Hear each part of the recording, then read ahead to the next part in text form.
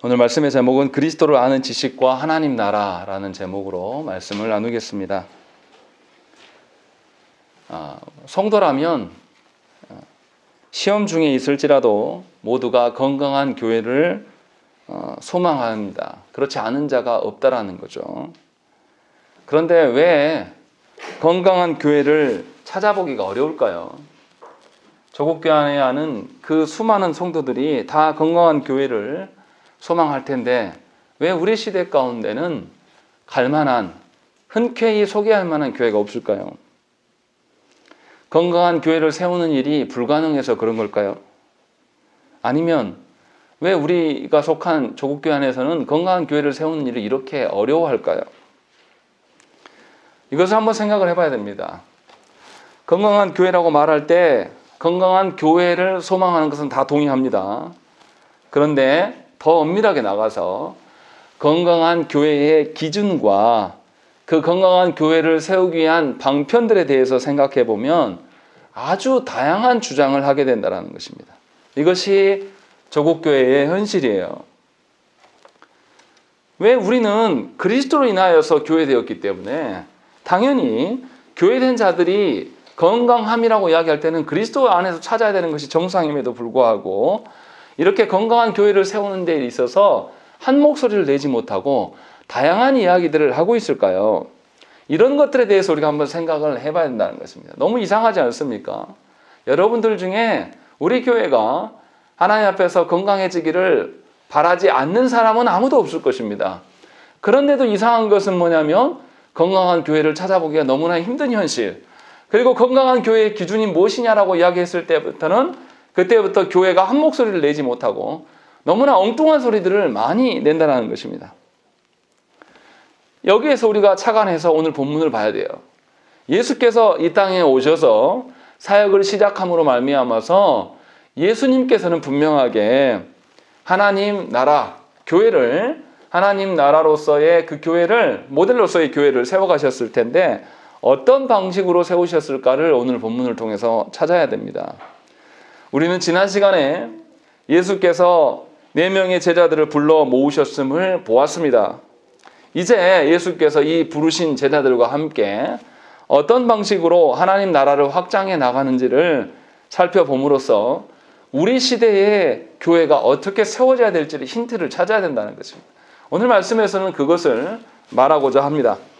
자, 그럼 오늘 본문에 들어가서 먼저 말씀을 보시면 예수께서 21절에 보시면 뭐라고 되어 있습니까? 회당에 들어가서 가르치셨다라고 되어 있습니다. 안식일에 회당에 가셨다라는 것입니다. 이 회당은 어떻게 해서 생긴 곳이냐면요, 이스라엘 가운데 원래 성전이 있었습니다. 그래서 안식일에 모든 이스라엘 백성들이 성전에 모였어요. 그런데 이스라엘이 멸망하게 되자, 멸망하고 이들이 포로지로 끌려갔어요. 그 멸망하는 과정 중에서 성전도 파괴됐단 말이죠. 그래서 이 포로지에서 이들이 모일 수가 없기 때문에 특별한 장소를 정해놓고 거기에서 안식일을 지키는 방식으로 나타난 것이 회당입니다. 그래서 회당은 이스라엘의 공동체의 정체성을 확인할 수 있는 것이고, 그곳에서 뛰어나 보이는 랍비를 초청해서 가르침을 받곤 했습니다. 이러한 형태가 지금 예수님 당시까지도 계속 전해져 오고 있고 그것이 활용되고 있는 것입니다. 그래서 예수께서도 유대인들에게 초청을 받아서 회당에서 가르치고 계신 것이에요. 그러니까 유대인들이 초청한 겁니다. 그렇다면 이 유대인들은 예수님을 하나님의 아들로 보고 초청한 것인지 아니면 다른 식으로 이해하고 부른 것인지를 우리가 한번 생각을 해봐야 돼요. 예수께서 분명하게 유대인들에게 하나님의 아들로서, 메시아로서, 그리스도로서 그곳에 가셨는데도 불구하고 유대인들은 이것을 잘 알지 못했습니다. 그냥 예수님을 랍비 정도로만 인식한 것으로 보여요. 왜냐하면 22절의 말씀에 뭐라고 되어 있습니까? 우리 22절 말씀 한번 읽겠습니다. 시작. 문사람이 그의 교훈에 놀라니 이는 그가 가르치시는 것이 권위 있는 자와 같고 성경들과 같지 아니함이더라. 예. 이 예수님의 가르치심에 대해서 이들이 놀랬다라고 되어 있어요. 예수님께서 뭘 가르치셨겠습니까? 14절에 분명히 나와 13절에 분명히 14절입니다. 죄송합니다. 14절에 분명하게 뭐라고 나와 있습니까? 하나님의 복음을 전파하셨다. 하나님 나라가 어떠한 것이냐라는 것에 대해서 예수님께서 가르치셨다는 거죠. 그러니까 지금까지는 이 회당에서 랍비들이 가르쳤던 것은 뭐냐면 유대 장로들의 전승, 장로들이 만들어 놓았던 규례를 정해놓고 그것을 근거로 말미암아서 이들이 가르쳐 왔어요. 그런데 예수님은 전혀 다른 것을 가르치기 시작했기 때문에 이들이 놀랐어요. 그런데 이들이 놀라는 기준이 뭐냐라고 했을 때 22절에 보면 뭐과 비교합니까? 예수님의 가르치심과 권위 있는 자, 또 서기관들과 예수님을 비교하고 있다는 것입니다. 그러니까 유대인들은 예수님을 뭘로 안 거죠? 당시에 뛰어난 랍비 정도로 이해하고 예수님을 불렀는데 놀랍게도 예수님이 지금까지 해왔던 방식과는 전혀 다른 방식으로 하나님 나라를 가르치시니까 이들이 너무 놀란 거예요. 그리고 놀란 것에 대한 근거가 뭐냐면 당시에 다른 랍비들, 당시에 권위 있다라고 하는 사람들과 예수님을 비교하면서 그보다 탁월하기 때문에 이들이 놀라고 있는 것이에요. 그러니까 이 유대인들은 처음부터 예수님을 하나님 나라로 간주하지 않고 하나님의 아드님으로 간주하고 있지도 않을 뿐더러 메시아로도 보지도 않고 그냥 유명한 선생들 중에 한 명으로 보고 그를 부른 거예요. 왜냐하면 이미 예수님은 예수님에 대해서 이 세례 요한이 오실 분이 있다는 것을 밝혔고 이 세례 요한을 통해서 예수님의 세례 받으심을 다 이들이 알고 있기 때문에 그것을 이제 근거로 그를 불렀을 가능성이 굉장히 높다라는 것입니다. 그래서 이들이 놀랄 수밖에 없어요. 왜 놀랄 수밖에 없냐면 이 예수님께 드러난 것은 당시에 권위 있는 자들의 어떠함 같은 것이 아니라 하나님의 권위가 그에게 드러난 거예요. 그래서 피조물인 유대인들은 깜짝 놀랄 수밖에 없었다라는 것입니다. 그런데 마가는 유대인들의 반응으로 놀랐다라는 것 외에는 어떤 것도 기록하지 않고 있습니다. 분명하게 마가가 유대인들이 더 어떤 변화가 있었다라면, 유대인들이 예수님을 하나님의 아드님으로 알았다라면 유대인들에게 당연히 무슨 태도가 드러나야 되겠습니까? 예수님을 메시아로서 조금만 인정했다라면 유대인들에게 나타날 태도는 뭐여야 되겠습니까? 하나님께 영광을 돌리고 메시아로 오신 그 예수님 앞에서 경배하는 모습이 드러나는 것이 정상이었을 것입니다. 그러나 오늘 본문에 보면 그런 게 없어요. 그냥 놀랐다라고만 기록하고 있어요. 다시 말하면 유대인들은 예수님을 여전히 뭐로 보는 거죠? 랍비 중에 한 명으로 간주하는 것이지 우리가 아는 것처럼 우리의 구속주이시며 우리의 메시아 되심으로 그를 알고 있지 않다라는 것입니다. 분명히 이들이 경험한 것은 하나님 나라의 가르침을 통하여서 하나님의 권위를 이들이 경험했음에도 불구하고 이 권위를 맛보았음에도 불구하고 권위 앞에 순종하면서 굴종하는 모습은 드러나지 않았다라는 거예요. 이러한 모습들은 조국교회 안에서 많이 나타납니다. 우리 시대에 성도들의 귀가 높아져서 어떻습니까? 성경의 탁월한 해석과 설교에 감동하면서 놀라워하는 사람들은 많이 있습니다. 그러나 문제는 뭐냐면 실제로 하나님의 그 말씀으로 자신의 삶의 모든 기준들을 바꾸고 그로 인하여서 삶의 전환이 일어나는 성도는 거의 없습니다. 이것은 영적인 교만이에요. 신앙생활을 해나가도 여전히 자기 중심성을 버리지 못합니다. 하나님의 크고 높으심 앞에서 자기의 모든 기준들이 다 쓰레기와 같다라는 것을 인정할 줄을 몰라요. 도리어 우리의 기준이 쓰레기 같다라는 것을 발언하면 그 설교자를 공격합니다. 매우 싫어해요. 왜냐하면 여전히 자기의 판단과 자기 중심성이 훨씬 가치 있는 거거든요. 하나님의 말씀의 권위가 강단 가운데 선포되어도 우리는 그 말씀의 탁월함을 맛보기는 하지만 그 탁월함 앞에서 우리 자신을 고치려고 하는 의지가 없다라는 것입니다. 그래서 삶에서는 그리스도 중심적으로 살지 않아요.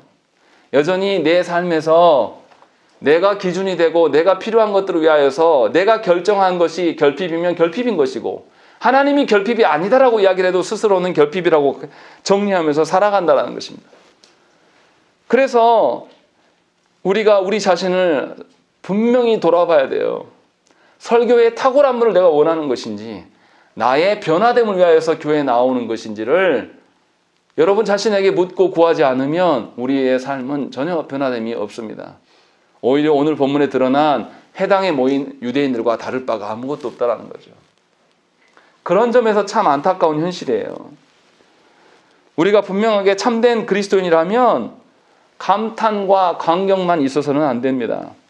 하나님의 다스림이 우리 가운데 있어야 되는 것입니다. 설교를 듣고 야, 그 목사 설교 참 잘한다. 말 잘한다. 그 목사 참 탁월하다. 이것이 여러분들한테 아무런 유익이 없다라는 거죠. 오히려 설교가 어눌하고 뭔가 빠져있는 것처럼 보여도 설교자가 복음을 전해주고 그 복음이 여러분들의 삶을 변화시키는 것이면 그게 더 훨씬 더 놀라운 하나님의 은혜라는 겁니다. 정말로 여러분들이 그것을 청종하면서 그렇게 말씀을 받고 말씀대로 살려고 이 자리에 나와 있는지를 여러분 자신에게 물어봐야 돼요. 그렇지 않으면 아무리 여러분들이 말씀을 들어도 여전히 여러분들의 인생의 주인은 여러분입니다. 결코 하나님이실 수가 없다라는 것입니다. 그래서 결국은 하나님의 다스리심을 계속해서 대적하는 삶을 살아가요. 하나님이 이렇게 다스리는 것이 가장 선한 것임을 계속 말씀하셔도 우리의 삶에서 내가 결핍이고 내가 볼 때에 나를 괴롭히는 사람이 있으면 그 사람을 응대하느라고 모든 인생의 시간들을 보내버리는 겁니다. 이것은 하나님의 다스림 가운데 서는 것이 아니에요. 분명하게 탁월한 것은 쫓고 구하지만 그들의 삶에는 매우 건조하고 딱딱한 삶을 살아갈 수밖에 없어요. 은혜가 하나도 없어요. 그래서 우리 주위 사람들이 바뀌지 않는 겁니다. 우리에게서 하나님의 권위가 드러나야 될 텐데 우리에게서 하나님의 권위가 아니라 인간 냄새가 계속 여전히 내가 주인이니까 여전히 하나님의 말씀도 순종하는 것도 내가 판단해서 순종하고 싶으면 하고 아니면 말고 이런 식으로 살아가기 때문에 하나님의 말씀 앞에서 우리의 변화됨이 드러나지 않고 이것이 또 우리를 둘러싸고 있는 모든 이들에게 전달되지 않는 현실 가운데 우리가 놓여 있기 때문에 하나님의 역사가 하나님의 다스림이 보이지 않는 것입니다. 이 말씀을 매우 뼈아프게 저와 여러분들이 들어야 돼요. 그래서 마가는 바로 이어서 무슨 이야기를 하냐면 유대인들이 하나님을 몰랐는데 하나님을 아는 존재를 뒤에 바로 이어서 설명합니다. 23절부터 28절의 말씀은 예수님과 귀신의 대화를 이야기를 하고 있습니다. 마가는 분명하게 유대인들의 반응을 보면서 그러면 예수님의 존재를 아는 존재, 아는 그 귀신은 어떠한가? 이것을 분명하게 보여줍니다. 그런데 귀신이 뭐라고 합니까? 예수님 당신이 내가 누군지 압니다 라고 분명하게 24절에 이야기를 해요. 그런데 24절 내에서 또 뭐라고 합니까? 우리가 당신과 무슨 상관이 있습니까? 또 이렇게 말해요. 분명히 귀신은 예수께서 이 땅에 구원하시기 위하여서 오신 분임을 이 존재는 잘 알아요. 귀신의 입장에서 봤을 때는 예수께서 오셔서 마귀와 죄와 권세를 멸하시고 하나님 나라를 세우심으로 말미암아서 오신 분임을 알고 있다란 말이에요. 그래서 이 귀신은 예수님의 오심이 굉장히 두려울 수밖에 없고 예수님의 오심으로 말미암아서 자신들의 귀신과 사탄의 세력들이 약화되고 멸하여질 것을 지금 염려하고 있는 것입니다. 분명히 귀신은 예수님에 대해서 알지만 그는 예수님을 경배하지는 않아요. 좀 웃기지 않습니까? 예수님의 정체에 대해서 올바르게 알아야 될 자들이 누굽니까? 유대인들이에요. 하나님의 언약 백성으로 자기 스스로들도 뭐라고 하냐면 우리만 택한 족속들이다 라고 그런 선민의식에 젖어 있는 그런 자들이면 마땅히 예수님에 대해서 알아야 될 텐데 이들은 예수님을 랍비 정도로 이해하고 있습니다. 반면에 오히려 귀신이 하나님 나라를 훼손하려고 하는 이 사탄의 무리들이 예수님의 정체를 더 바로 알고 있어요. 얼마나 하나님 입장에서는 기가 막힐 형국입니까? 이것이 먼 나라의 이야기가 아니에요. 바로 조국교회의 현실이라는 것입니다. 귀신의 그 예수님에 대한 고백들은 바르지만 그것이 하나님 앞에서 영광이 될 수 있는 고백은 아니에요. 어떤 분들은 귀신이 이렇게 바르게 고백하니까 이것을 신앙 고백이라고 말하는 정신나간 소리를 하는데 이거는 그런 게 아닙니다. 예수님의 존재를 알지만 예수님을 부정하는 그런 행동입니다. 그래서 귀신은 예수께서 자신을 떠나가 주기를 바라는 거죠. 이것이 지금 드러나 있는 것입니다. 그래서 이러한 상황 속에서 예수님이 두 가지를 귀신에게 명령하십니다. 뭡니까? 25절 말씀 읽겠습니다. 시작.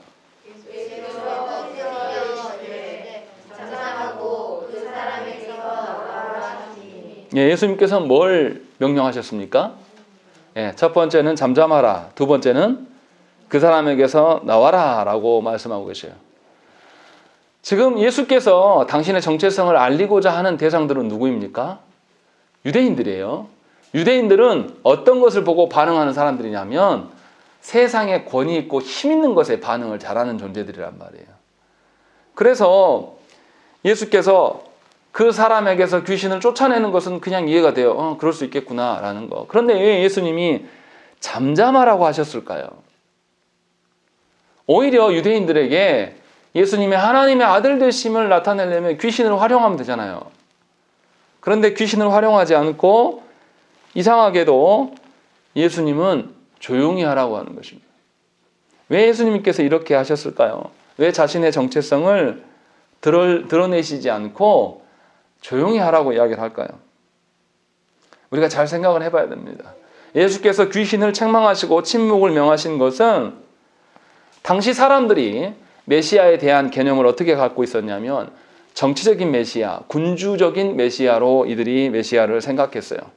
그러니 예수께서도 오셔서 귀신을 쫓아내고 힘 있는 방식으로 하나님 나라를 세워가시면 이들이 또다시 예수님을 정치적이고 어떤 힘 있는 영매 정도로 생각하면서 이 메시아를 오해할 가능성이 굉장히 높기 때문에 예수께서는 이러한 방식을 금하시고 이 공개적으로 귀신이 예수님의 정체성을 드러내는 것에 대해서 금지하셨다는 것입니다. 그래서 참다운 예수님의 정체성이 무엇인가를 말씀으로 예수께서는 알리시기를 원하셨어요. 그리고 주님의 명령 앞에서 귀신은 어떻게 됩니까? 머물지 못하고 떠나갑니다. 주님의 말씀 한마디면 귀신도 제압될 수밖에 없는 이것을 보여주셔요. 그래서 사탄의 종노릇 하던 자들에게 예수께서 오심으로 말미암아 하나님 나라가 시작되고 있음을 알려주는 사건이 바로 귀신을 내쫓는 사건이에요. 사탄에 대한 주님의 심판이 이미 그 자리에서 시작되고 있음을 보여주는 것입니다. 그래서 주님이 오심으로 말미암아서 심판이 시작되는 종말이 이미 시작된 것입니다. 그래서 우리는 종말의 시대를 살고 있는 거예요. 그런데 너무나 아이러니한 것은 뭐냐면 이 예수님의 심판이 시작되는 종말의 시대를 살고 있는 유대인들이 여전히 종말을 사는 사람처럼 안 산단 말이에요. 여전히 자신들이 살아왔던 방식만을 고집하고 있어요. 그래서 유대인들은 예수님의 가르침도 들었죠. 또 예수께서 귀신을 다스리시고 쫓아내는 장면을 다 보았단 말이에요. 그럼에도 불구하고 이 사람들은 놀라기만 하고 있어요. 27절에도 뭐라고 되어 있습니까? 귀신이 떠나가는 것을 보면서 27절에 다 놀라 서로 물어이르되 이는 어찌미냐? 귀신도 순종한다. 놀라고만 있지. 이 유대인들이 예수님 앞에 엎드려 절하고 경배하는 모습은 전혀 드러나지 않는다는 것입니다. 그러니까 이 유대인들은 두 가지를 다 본 거예요. 말씀을 통하여서 예수님이 누구이신가, 하나님의 권위를 보았고, 또 예수께서 친히 사탄을 다스리심으로 말미암아서 하나님의 아들 되심, 메시아 되심을 다 보여주셨음에도 불구하고 이들은 예수님을 알아보지 못해요. 심지어 무슨 이야기가 합니까? 27절에 보시면 새 교훈이다 라고까지 이야기해요. 그런데 이들이 예수님을 믿었다든가 예수님 앞에서 회개했다든가 순종의 모습이 전혀 드러나지 않아요. 귀신이 예수님께 순종하는 모습을 봤다라면 상식적으로 예수님 앞에 머리를 조아리는 것이 정상이지 않겠습니까? 그런데 이들이 그 모습이 전혀 없다라는 거죠. 참으로 안타까운 존재들이라는 것이죠. 예수께서 가르치신 하나님 나라와 귀신을 제압하시는 이 새 교훈은 유대인들이 지금까지 자신들이 고수해왔던 유대 전통 방식을 모두 뿌리채 흔들 수밖에 없는 것들이었습니다. 그러나 유대 종교 지도자들은 이것을 포기하지 않아요. 왜냐하면 예수께서 하나님 나라의 방식에 대해서 또 예수께서 권위자 되심에 대해서 이야기하면 자기들이 지금까지 기득권으로 누려왔던 모든 사회적 신분이 다 위협받을 수밖에 없기 때문에 이들은 이것을 포기하지 않습니다. 그래서 이들 중에 예수님을 믿고 자신을 부인하면서 회개하는 자들이 있었다라는 기록이 전혀 없는 것입니다. 무슨 말이냐면 자신이 여지껏 읽어왔던 삶의 방식이 하나님의 말씀보다 복음보다 훨씬 더 귀중하다라고 이들은 여기는 거예요. 그래서 삶의 태도를 바꾸지 않습니다. 여전히 똑같이 서 있는 것이죠. 오히려 시간이 가면 갈수록 어떻습니까? 예수께서 회개하고 너희 삶을 부인하고 나를 쫓으라라고 말씀하셨을 때에 이들은 도리어 예수님을 배척하고 나중에는 예수님을 죽이려고 작당모의합니다. 유대인들에게는 예수께서 하나님의 그 권위로 세워질 하나님 나라보다 이 생에서, 이 땅에서 누릴 수 있는 권위가 훨씬 더 귀중하고 사랑스러운 것이에요. 그래서 그들의 삶을 바꾸지 않는 것이고 그냥 제3자로 방관하고 있는 겁니다. 놀랍네. 신기한 거네. 하나님 말씀, 탁월하네. 그러네. 그냥 그러고 있는 겁니다. 우리는 어떻습니까? 매주 주께서 말씀을 주시고 우리의 삶을 관여하시고 다스리신다라고 늘 말씀을 드리지만 과연 저와 여러분들이 그 말씀 앞에서 방관자로 서 있는 것은 아닙니까? 주님의 다스리시면 그런 거네. 우리 교회 목사님 말씀 안 들어본 말씀, 신기한 말씀 전하네. 특이해. 이러고 끝나면 아무런 의미가 없다라는 거죠. 우리도 유대인들과 다를 바가 없다라는 것이죠. 하나님께서는 우리에게 말씀만 주신 것이 아니에요. 우리에게 말씀을 주신 것뿐만 아니라 우리의 삶이 우리의 계획하고 우리의 뜻한 바대로 되어지지 않음을 반복해서 경험케 하시고 계신다는 것입니다. 그런데도 우리는 어떻습니까? 우리가 살아왔던 그 삶의 방식을 아직도 포기하지 않습니다.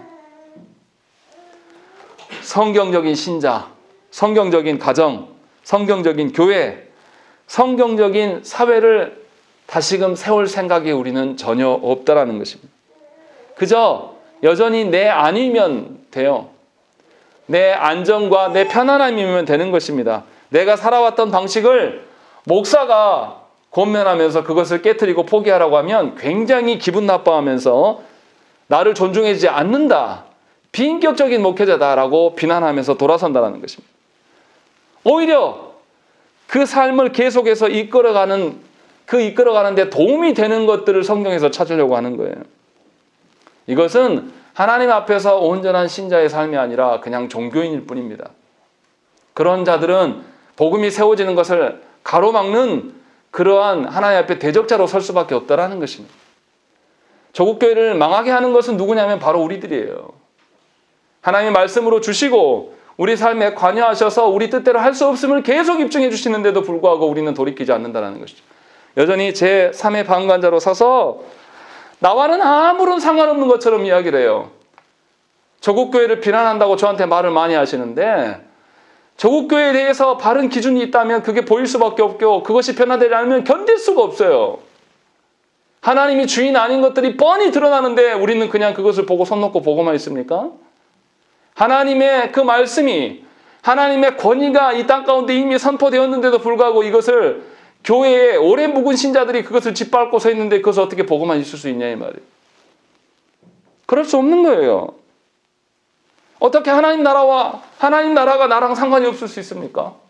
어떻게 하나님 나라가 내가 속한 가정 안에 드러나지 않습니까? 어떻게 하나님 나라가 내가 밟고 있는 이 땅 가운데 없을 수 있냐 이 말이에요. 예수께서 이미 하나님 나라를 우리 가운데 오게 하시고 그 나라대로 다스리심이 계속 드러나고 있는데 이것이 지금 무려 2000년이 넘게 지속되고 있는데도 우리가 왜 여전히 그러고 있냐 이 말이에요. 이미 종말은 시작되었고 종말의 완성을 향해서 가고 있는데 우리는 놀라지도 않다는 것입니다. 그런 점에서 오늘 본문에 우리가 오늘 본문에 등장한다면 우리는 누구 역할로 드러나겠습니까? 우리들은 여지없이 유대인들입니다. 하나님 앞에 섰을 때, 주님 앞에 섰을 때 우리가 부인할 수 있습니까? 몰랐어요. 나한테 그런 기회 안 주셨지 않습니까? 아니요. 우리에게 더 선명하게 보여주셨고 우리의 삶에 직접 관여하심으로 우리를 다스려가고 계신다는 것입니다. 놀라운 것은 뭐냐면 마가가 이것만 기록한 것은 아니에요. 29절부터 34절에는 뭐가 나타나냐면 마가는 의도적으로 예수님께 순종한 사람을 기록하고 있습니다. 유대인들이 예수님과 거리 두기를 두고 불순종에 사건한 것들을 28절까지 고발한 뒤에 베드로의 장모의 치유 사건을 의도적으로 마가는 기록을 하고 있습니다. 예수께서 부르신 제자들은 주님과 함께 베드로의 집으로 갔습니다. 그리고 그곳에서 열병으로 누워있는 베드로의 장모는 주께서 일으켜 세우심으로 말미암아서 병이 낫는 경험을 하게 됩니다. 그런데 이것만 기록하고 있는 게 아니에요. 31절 말씀을 한번 읽겠습니다. 읽겠습니다. 시작. 나아가사 손을 잡아 일으키시니 열병이 떠나고 여자가 그들에게 쫓겨오니라. 예, 이 베드로의 장모의 태도가 달라져 있음이 드러나 있습니다. 거기에 뭐라고 되어 있습니까? 수종들었다라고 되어 있습니다. 이 수종들었다는 표현은 1장에서 다시 나와요. 13절 말씀을 한번 읽겠습니다. 13절 읽겠습니다. 시작. 광야에서 사실을 지키면서 사탄에게 시험을 받으시며 그들 짐승과 함께 계시니 천사들이 쫓겨오더라. 예, 분명히 천사들이 예수님을 하나님의 아드님으로 알아보시고 거기에서 수종들었다는 표현이 누구에게 들어가 있냐면 베드로 장모에게 표현되어 있는 것입니다. 베드로 장모는 예수께서 자신을 치유하심을 보면서 하나님의 아들임을 알아챈 거예요. 그리고 그 앞에 엎드려서 경배한 것입니다. 그리고 이것만이 아니에요. 그 뒤에 32절부터 34절의 말씀 보면 이제 날이 저물어가고 있을 때에 동네의 모든 환자들이 그 베드로의 장모의 집에 몰려옵니다. 그런데 이 장모가 막지 않고 해질녘이면 다 쉬고 다 집에 돌아가야 될 시간이잖아요. 그런데도 이 장모의 집에는 병자들이 가득 넘쳐나요. 이것을 누가 허락한 거냐면 베드로의 장모가 허락한 겁니다. 자신의 집을 하나님 나라의 복음이 선포되고 하나님 나라의 전진기지가 되도록 자기 집을 내어준 거예요. 그래서 모든 동네 사람들이 자기 집에 몰려오게 되었다는 것입니다. 그래서 이 치유의 사건이 여기서 드러난 거예요. 자, 이 베드로의 장모가 얼마나 변화되었습니까? 오늘 본문에서 주 앞에서 정말 합당하게 변화된 삶을 보여준 사람은 이 사람 딱 한 사람입니다. 너무나 이 안타까움을 마가는 의도적으로 대조하고 있어요. 두 사건을. 앞서 유대인들은 회당에 있었습니다. 당시 회당은 말씀을 강론하고 성스럽고 거룩한 장소였어요. 그리고 특별히 이 거룩한 곳에는 종교 지도자들이 활동하는 그런 장소예요. 유대인들은 성전과 회당이 하나님 나라의 중심이라고 생각하고 성전과 제사장 중심의 삶을 살았어요. 그런데 그곳에서는 예수님을 믿고 경배하는 자가 하나도 없었다라는 것입니다. 오히려 예수께서 귀신과 믿음의 문제로 실랑이를 하셨고 결국 예수께서는 회당에서 그들이 말했던 종교의 중심지에서 심판만을 시행하셨어요. 반면에 이 베드로의 장모 집은 아주 천한 그냥 집이에요. 종교 지도자들이 거들떠보지도 않는 그런 일상의 삶에서 이 장모는 놀라운 믿음의 고백이 나타납니다.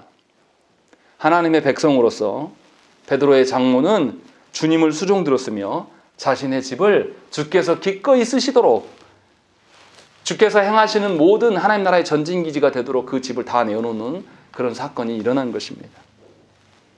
우리가 여기서 더 생각해 봐야 될 것은 뭐냐면 참으로 안타깝고 참담한 사람은 누구냐면 제자들입니다.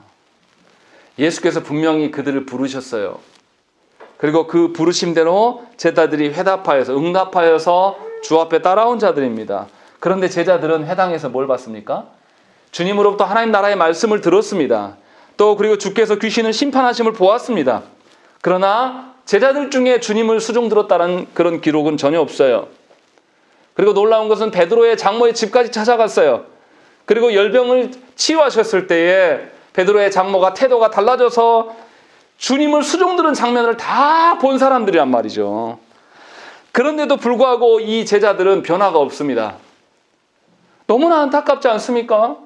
하나님께서 하나님 나라의 도구로 쓰시려고 했던 그 제자들은 전부를 다 목격했는데 변화가 전혀 없다라는 거예요. 더 심각한 것은 뭐냐면 베드로와 안드레와 야고보와 요한은 제자들 중에서도 매우 특별한 것들을 목격했던 자들입니다. 예수께서 함께 변화산에 그들을 데리고 올라가셨을 때에 주님의 변화되심을 경험했어요. 그리고 그들이 뭐라고 했습니까? 베드로가 여기다가 오막을 짓고 내려가지 말자, 우리 여기서 살자. 그때 예수님이 뭐라고 합니까? 사탄이라고 해요. 베드로는 예수님의 정체성을 전혀 알지 못했다라는 거죠. 그리고 베드로만이 아니에요. 베드로, 이 야고보와 요한은 어떻습니까? 예수님이 정치적인 메시아가 되어서 군주로 오르실 때에 자신들을 주님의 오른팔과 왼팔이 되게 해달라고 자기 어머니한테 청해가지고 어머니가 와서 치맛바람을 일으키는 일들이 드러나는 것입니다. 또 이들은 어떻습니까? 예수께서 십자가 사건을 앞두고 기도하러 올라가실 때에 깨어 기도하라고 명령했을 때 이들이 뭐 했습니까? 졸았습니다. 한 번도 이들은 주님과 함께 있을 때에 예수님의 메시아 되심과 예수 그리스도의 그 하나님 되심에 대해서 이들이 인정한 사람이 없었다라는 것입니다. 계속해서 경험하고 계속해서 가르침을 받아서 교회 안에 아주 오랫동안 머물러 있지만 하나님 앞에 결코 자신을 내어줄 줄 알지 못하고 자신이 누려왔던 것들을 지금도 지켜야 된다고 생각하고 그것을 빼앗으면 견디지 못하고 살아가는 우리들의 모습이 바로 이 제자들과 똑같다는 것이. 어떠한 변화도 일으키려고 하지 않고 어떠한 내 자신을 내어놓고 하나님 나라를 소망하는 모습이 우리 안에 전혀 없다라는 것입니다. 우리의 삶이 정말 주님이 기뻐하시고 주님이 인정하실 만한 삶입니까? 우리가 교회 안에서 그토록 오래 있으면서 우리는 무엇을 한 것입니까? 여러분들은 여러분의 인생을 어디에서 찾습니까? 여러분들의 가치를 여전히 세상 가운데 찾으면서 세상에서 이루지 못한 걸로 인하여서 밤을 설치면서 눈물을 흩뿌리며 내가 못했으니 우리 자녀들은 세상에서 높아지기를 원한다. 그것을 위해서 기도하는 거짓된 자로 주 앞에 서 있습니까? 하나님의 심판의 때가 이미 시작된 거예요. 하나님의 심판이 이미 임하고 있습니다. 하나님의 것을 자신의 것으로 여기면서 교회를 무너뜨리고 자신의 소유로 인정하는 그 거대한 교회들의 그 목회자들을 하나님 두시겠습니까?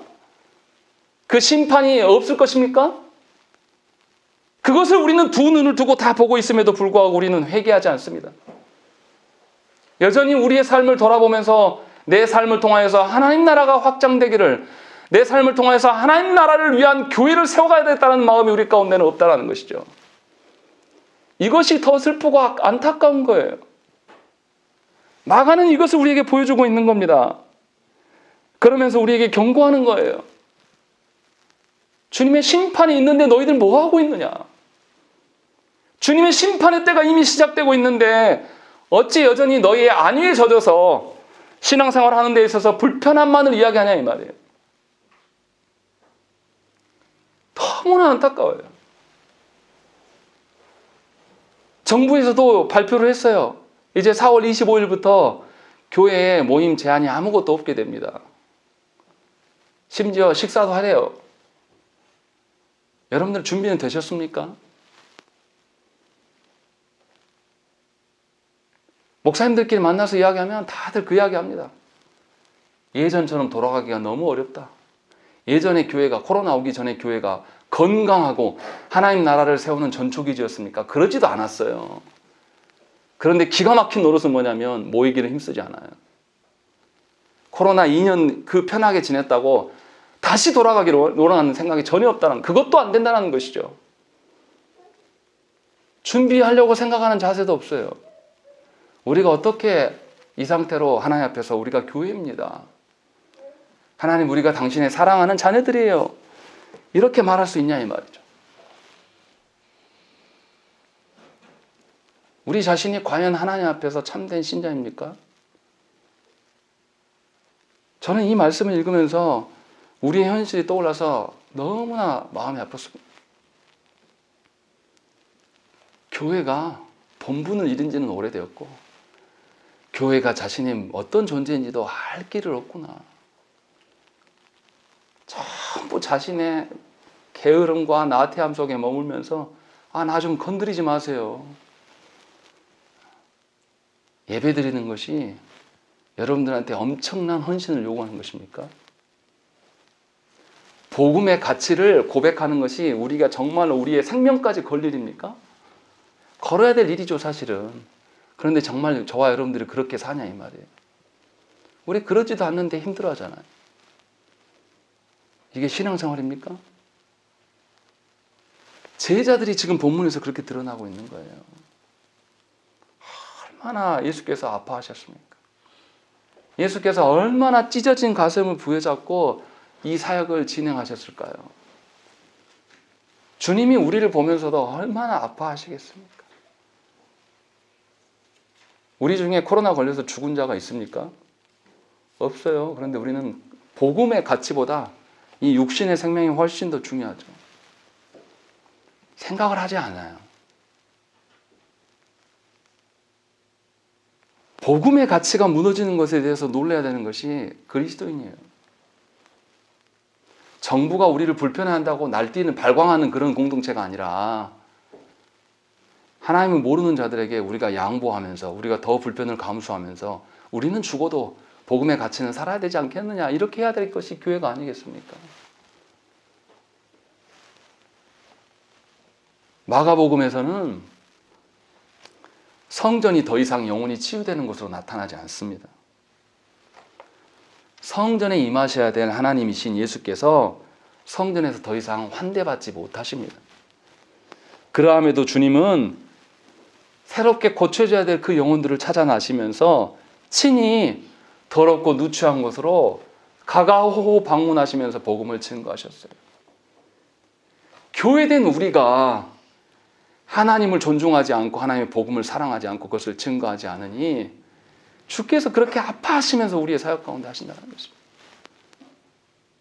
나중에 주 앞에 섰을 때에 우리가 정말로 주님을 경배하였습니다. 정말로 우리가 주님을 수종들었습니다 말할 수 있겠냐 이 말이에요. 정향교회가 가는 그런 교회였습니까? 지난 5년간 6년째 되는데 우리가 복음을 위하여서 무엇을 증거했습니까? 여러분들은 정향교회에 속해 있으면서 얼마나 복음의 가치들을 드러냈습니까? 아무것도 없지 않습니까? 오히려 하나님께서 누군가를 반응시켜서 데려오신 자들만 있지, 저와 여러분들이 주님을 복음을 수종들면서 하나님 나라의 전진기지로 나를 삼고 우리가 삼는 것이 있는지 돌아보셔야 됩니다. 그렇지 아니하면 우리는 제자들처럼 서 있는 자들이에요. 주께서 부르셨으나 아무것도 행하지 아니하면서 무의도식하면서 그냥 서 있는 자들이에요. 우리만이 아니에요. 너무나 안타깝고 마음이 아픈 것은 우리 시대에 경배받으셔야 될 삼위 하나님께서 과연 크고 화려한 교회 가운데서 기독교를 스스로 자신들이 대표한다는 그 인간들에게서 경배를 받고 계십니까? 저는 마음이 너무 아파요. 인간 대통령이 됐을 때는 그렇게 가서 머리를 조아리면서 그 당선에 대면서 영광을 돌리지만 그들이 과연 우리 시대 가운데 하나님 나라의 복음을 위하여서 그들이 목숨을 내놓고 그 일들을 하고 있냐 이 말이에요. 오히려 우리가 반대로 생각하지 않습니까? 우리 교회를 보면서 왜 우리는 세상과 같이 거대해지지 않을까? 왜 우리 교회는 사람이 오지 않을까? 이 걱정만 하고 있는 것이 우리 현실이 아니냐 이 말이에요. 이 말씀 앞에서 우리는 회개해야 됩니다. 너무나 안타까운 것은 대부분의 성도들이 교회가 커지기를 바라요. 본인들은 하나님 나라의 복음에 대해서 아무것도 수종들지 않으면서 교회가 커지지 않는 것을 이상하게 여기면서 세상처럼 거대해지는 것이 그들의 목적이에요. 이것이 조국교회의 추세입니다. 그러나 하나님 나라는 유대인들에서가 아니라 예수께서 친히 세워가시는 나라임을 오늘 본문에서 확실히 알 수 있다는 것입니다. 회당과 성전에서 환영받지 못하신 주님은 병자와 연약한 자들 그 틈바구니 속에서 하나님 나라를 세워가고 계십니다. 예수를 바로 알아보고 자신의 초라한 거처를 기꺼이 내놓는 자들의 그 집, 그 연약한 집 가운데서 하나님 나라가 세워져 가고 있음을 저와 여러분들은 분명히 알아야 된다는 것입니다. 오늘도 동일한 방식으로 종말의 시대는 흘러가고 있습니다.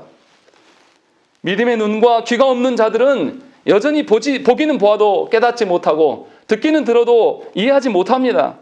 그저 세상의 화려한 것과 크고 놀라운 것들의 머리를 조아리면서 살아가고 있습니다.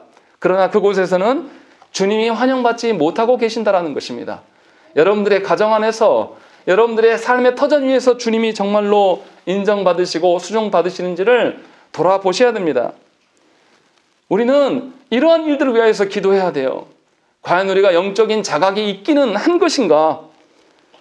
우리가 순종하지 않아도 주님의 나라가 세워져 가는 것을 보면서 놀라고 우리가 제외되는 것에서 우리가 하나님 앞에 기도해야 되는 것이에요.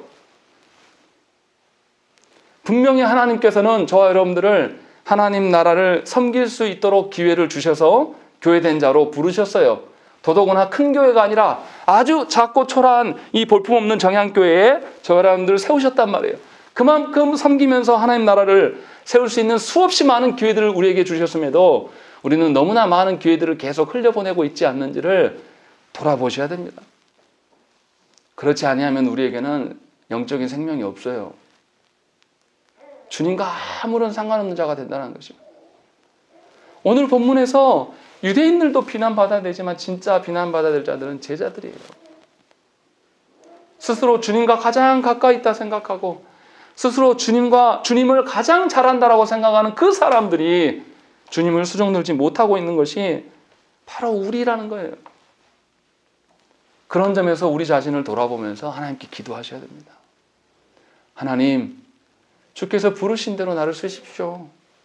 주께서 부르신 대로 내가 내 가정과 내가 거니는 그곳에서 주님을 수종들 수 있는 자가 되게 해달라고 기도하십시다. 그래야 해서 무너져가는 조국교회 안에서 진실로 우리 교회만이라도, 우리의 가정만이라도, 우리가 밟는 그 땅에서만이라도 주님이 하나님 되시고 주님의 다스리심이 드러나기를 소망하고 그것을 경험하는 여러분들의 인생이 되시기를 간절히 축원합니다. 함께 기도하겠습니다.